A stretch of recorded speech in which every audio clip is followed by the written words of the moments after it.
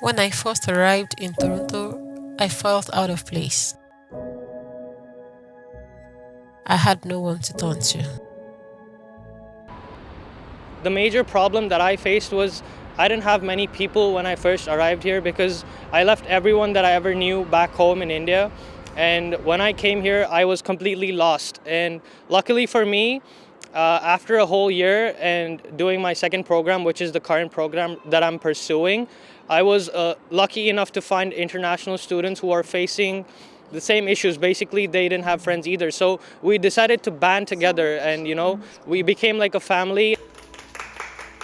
This campaign that we did was in collaboration with Centennial College as our client, and we wanted to let international students who are coming into Canada know that the college has resources, and because a lot of students, they know that the college has resources, but they don't refer to it, which makes it harder for them once they arrive in Canada to actually get the help that they need because they're confused, they don't know what to do. And that's mostly because they don't look at the resources that the college has.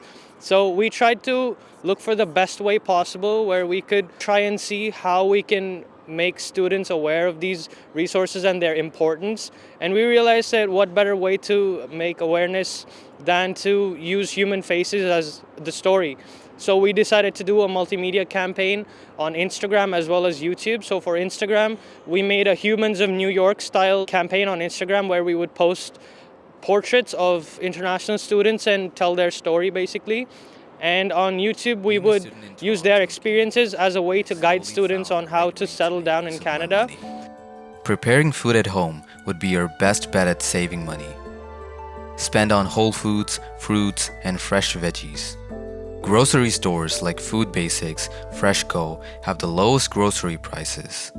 I would say international students, I feel like the resources that we currently have are not enough. We need more resources, but there needs to be more support in terms of housing because affordability is one big issue that we are currently facing, and doing a part-time job is not cutting it for us right now.